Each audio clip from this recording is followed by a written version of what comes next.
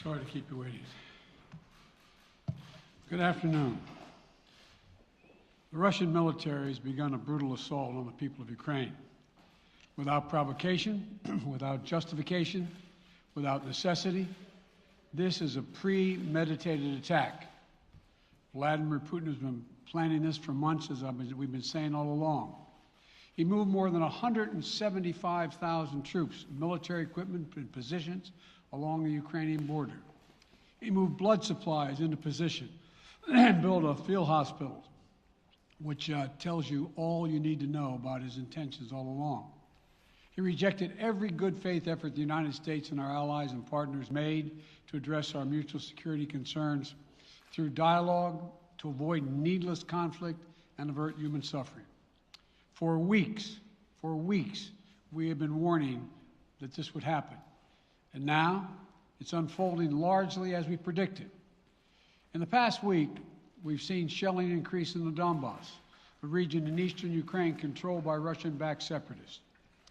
The Russian government has perpetrated cyber attacks against Ukraine.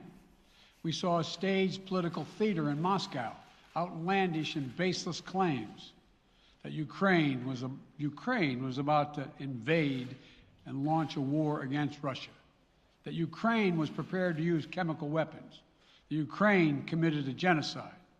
Without any evidence, we saw a flagrant violation of international law in attempting to unilaterally create two new so-called republics on sovereign Ukrainian territory.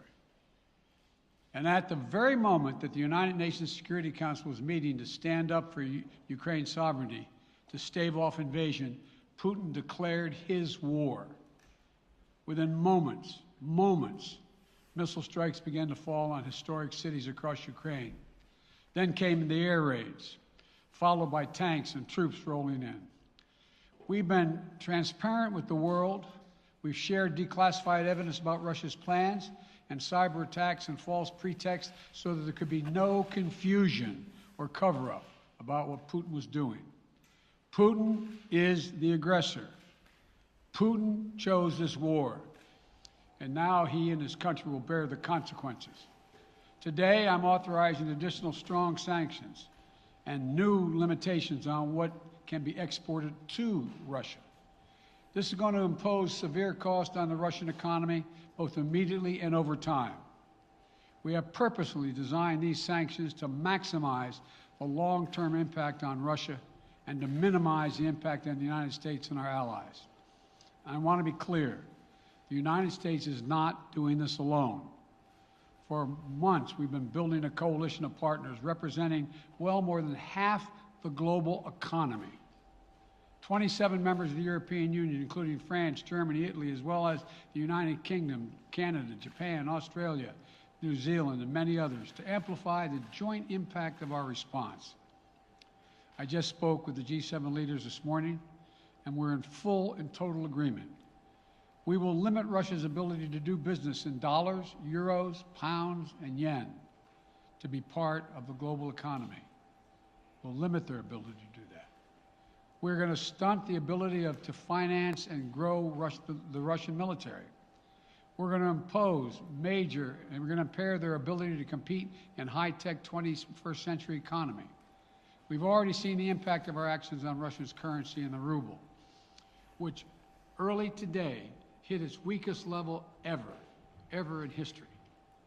The Russia stock market plunged today.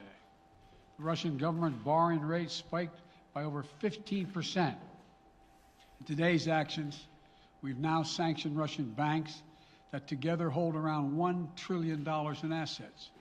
We've cut off Russia's largest bank, a bank that holds more than 1/3 of Russia's banking assets by itself, cut it off from the U.S. financial system. And today, we're also blocking 4 more major banks. That means every asset they have in America will be frozen.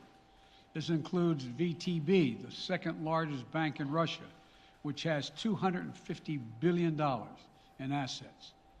As promised, we're also adding the names to the list of Russian elites and their family members that we're sanctioning as well. As I said on Tuesday, These are people who personally gain from the Kremlin's policies, and they should share in the pain. We will keep up this drumbeat of those designations against corrupt billionaires in the days ahead. On Tuesday, we stopped the Russian government from raising money from U.S. or European investors.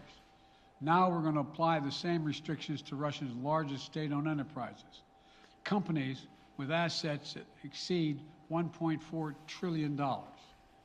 Some of the most powerful impacts of our actions will come over time as we squeeze Russia's access to finances and technology for strategic sectors of its economy and degrade its industrial capacity for years to come. Between our actions and those of our allies and partners, we estimate that we'll cut off more than half of Russia's high-tech imports. It'll strike a blow to their ability to continue to modernize their military. It'll degrade their aerospace industry, including their space program. It'll hurt their ability to build ships, reducing their ability to compete economically. And it will be a major hit to Putin's long-term strategic ambitions. And we're preparing to do more. In addition to the economic penalties we're imposing, we're also taking steps to defend our NATO allies, particularly in the East.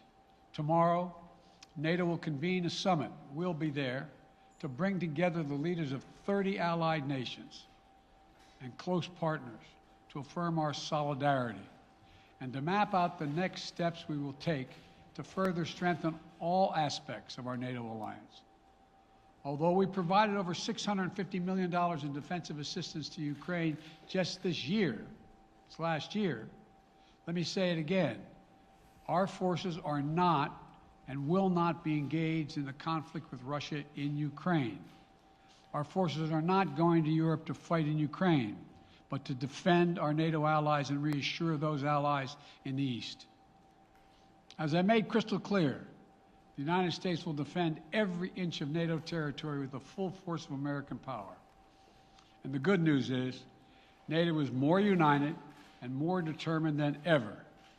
There is no doubt that the United States and every NATO ally will meet our Article 5 commitments, which says that an attack on one is an attack on all. Over the past few weeks, I ordered thousands of additional forces to Germany and Poland as part of our commitment to NATO.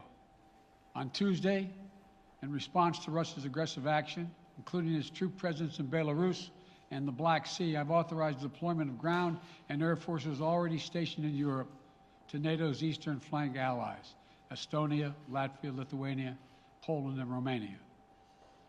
Our allies have also been stepping up, adding the other allies, the rest of NATO, adding their own forces and capabilities to ensure collective defense. And today, within hours of Russia's unleashing its assault, NATO came together and authorized an activation of response plans. This will enable NATO's high readiness forces to deploy and when and where they are needed to protect our NATO allies on the eastern boundaries of Europe. And now I'm authorizing additional U.S. force capabilities to deploy to Germany as part of NATO's response, including some of the U.S.-based forces that the Department of Defense placed on standby weeks ago. I've also spoken with Defense Secretary Austin and Chairman of the Joint Chiefs, General Milley, about preparations for additional moves should they become necessary to protect our NATO allies and support the greatest military alliance in the history of the world, NATO. As we respond, my administration is using the tools, every tool at its disposal to protect American families and businesses from rising prices at the gas pump. You know, we're taking active steps to bring down the cost, and American oil and gas companies should not exploit this moment to hike their prices to raise profits. You know, in our sanctions package, we specifically designed to allow energy payments to continue. We are closely monitoring energy supplies for any disruption. We've been coordinating with major oil producing and consuming countries toward our common interest to secure global energy supplies. We are actively working with countries around the world to elevate collective release from the strategic petroleum reserves of major energy consuming countries. And the United States will release additional barrels of oil as conditions warrant. I know this is hard and that Americans are already hurting, I will do everything in my power to limit the pain the American people are feeling at the gas pump. This is critical to me. But this aggression cannot go unanswered. If it did, the consequences for America would be much worse. America stands up to bullies. We stand up for freedom. This is who we are. Let me also repeat the warning I made last week. If Russia pursues cyber attacks against our companies, our critical infrastructure, we are prepared to respond. For months, we've been working closely with the private sector to harden our cyber defenses, sharpen our ability to respond to Russian cyber attacks as well. I spoke last night to President Zelensky of Ukraine, and I assured him that the United States, together with our allies and partners in Europe, will support the Ukrainian people as they defend their country. We'll provide humanitarian relief to ease their suffering. And in the early days of this conflict, Russian propaganda outlets will keep trying to hide the truth and claim success for its military operation against a made-up threat. But history has shown, time and again, how swift gains in territory eventually give way to grinding occupations, acts of mass civil disobedience, and strategic dead ends. The next few weeks and months will be hard on the people of Ukraine. Putin has unleashed a great pain on them, but the Ukrainian people have known 30 years of independence. They have repeatedly shown that they will not tolerate anyone who tries to take their country backwards. This is a dangerous moment for all of Europe, for the freedom around the world. Putin has committed an assault on the very principles that uphold the global peace. But now, the entire world sees clearly what Putin and his Kremlin allies are really all about. This was never about a genuine security concerns on their part. It was always about naked aggression, about Putin's desire for empire by any means necessary, by bullying Russia's neighbors through coercion and corruption, by changing borders by force, and ultimately by choosing a war without a cause. Putin's actions betray his sinister vision for the future of our world, one where nations take what they want by force. But it is a vision that the United States and freedom-loving nations everywhere will oppose with every tool of our considerable power. The United States and our allies and partners will emerge from this stronger, more united, more determined, and more purposeful. And Putin's aggression against Ukraine will end up costing Russia dearly, economically and strategically. We will make sure of that. Putin will be a pariah on the international stage. Any nation that countenances Russia's naked aggression against Ukraine will be stained by association. When the history of this era is written, Putin's choice to make a totally unjustifiable war on Ukraine will have left Russia weaker and the rest of the world stronger. Liberty, democracy, human dignity, these are the forces far more powerful than fear and oppression. They cannot be extinguished by tyrants like Putin and his armies. They cannot be erased by from people's hearts and hopes by any amount of violence and intimidation. They endure.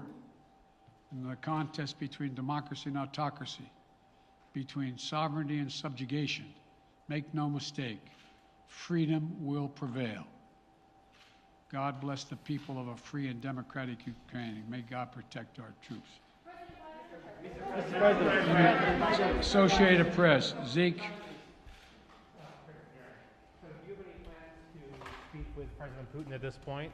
And what interactions have you had with the Russian government? I heard the first part. Do I have any plans to speak with Putin at this point, and what? What communications have you had with the Kremlin as far as military operations in Ukraine and making sure this does not spiral into a larger conflict? Well, it's a large conflict already. The way we're going to ensure it's not going to aspire to a larger conflict is by providing all the forces needed in the Eastern European nations that are members of NATO. NATO is more united than it's ever been, and I have no plans to talk with Putin. Mr. President. Wall Street Journal, Tarina. Mr. President, you didn't mention SWIFT in your sanctions that you announced. Is there a reason why the U.S. Isn't doing that? Is there a disagreement among allies regarding SWIFT and whether Russia should be allowed to be a part of it? The sanctions that we've proposed on all their banks have of equal consequence, maybe more consequence than SWIFT, number one. Number two, it is always an option, but right now that's not the position that the rest of Europe wishes to take. Cecilia Vega, ABC. Sir, sanctions clearly have not been enough to deter Vladimir Putin to this point. What is going to stop him? How and when does this end? And do you see him trying to go beyond Ukraine? And a second question I'll just give to you now. This statement that he gave last night, the threat that he gave, the West will face consequences greater than any you have faced in history. Is he threatening a nuclear strike? I have no idea what he's threatening. I know what he has done, number one. And number two, no one expected the sanctions to prevent anything from happening. It has to show, this is going to take time, and we have to show resolve so he knows what's coming. And so the people of Russia know what he's brought on them. That's what this is all about. This is going to take time. It's not going to occur, he's going to say, oh my God, these sanctions are coming, I'm going to stand down. He's going to test the resolve of the West to see if we stay together, and we will. We will, and it will impose significant costs on him. Will he go beyond Ukraine, sir? Do you see him going? Yes. Thank you. Two topics, just really quick. First, markets are down and gas prices are up. I know you always stress the difference between Wall Street and Main Street, but everybody seems to be in for some economic pain. How economically painful is it going to get for people in this country? And I do have one more question.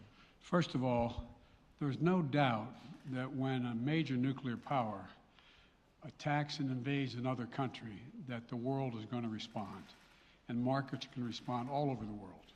So there's no doubt about that, number one. Number two, the notion that this is going to last for a long time is highly unlikely as long as we continue to stay resolved in imposing the sanctions we're going to impose on Russia, period. What's the next question? I'm sorry. The next question is, did you underestimate Putin, and would you still describe him the way that you did in the summer as a worthy adversary? At the time, he was, I made it clear, as an adversary, and I said he was worthy. I didn't underestimate him. And I've read most of everything he's written. Did you read the, I shouldn't, I'm not being a wise guy. You heard the speech he made, almost an hour's worth of speech is why he was going into Ukraine. He has much larger ambitions in Ukraine. He wants to, in fact, reestablish the former Soviet Union. That's what this is about. And I think that his ambitions are completely contrary to the place where the rest of the world has arrived. And with his ambitions, you're confident that these devastating sanctions are going to be as devastating as Russian missiles and bullets and tanks? Yes, Russian bullets, missiles, and tanks in Ukraine. Yes, I am. Thank you, President Biden. If sanctions cannot stop President Putin, what penalty can? I didn't say sanctions couldn't stop him. But you've been talking about the threat of these sanctions for several weeks now. Yes, but the threat of the sanctions and imposing the sanctions and seeing the effect of the sanctions are two different things.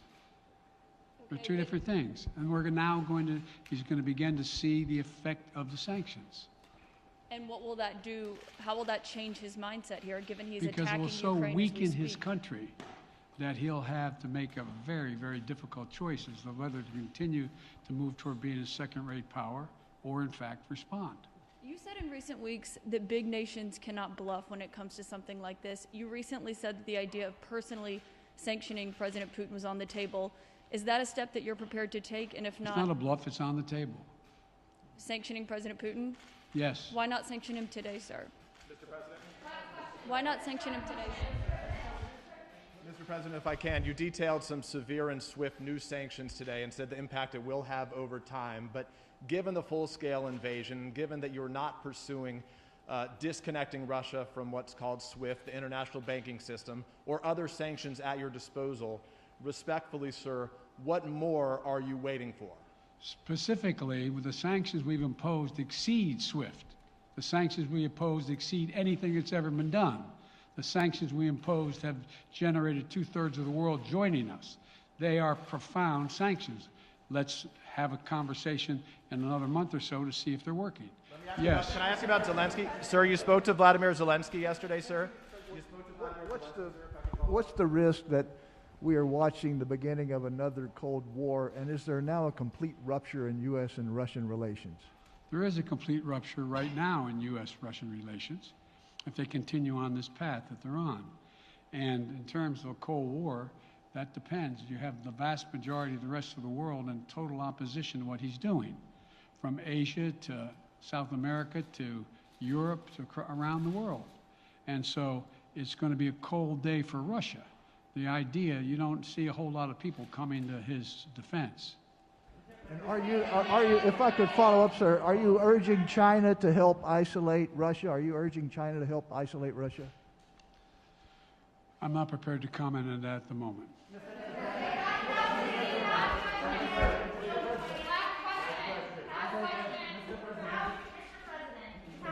No.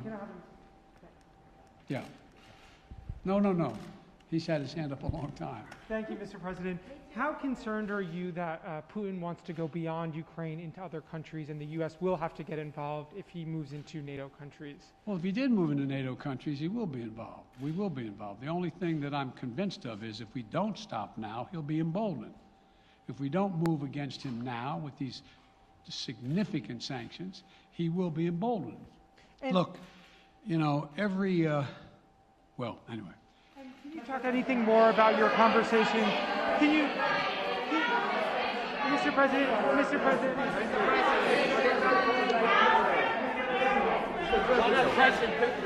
Why not sanction Putin directly today? I'm sorry, I can't hear you. Sir, India, which is a major defense partner of the United States, is India fully with you on the issue of Ukraine and Russia?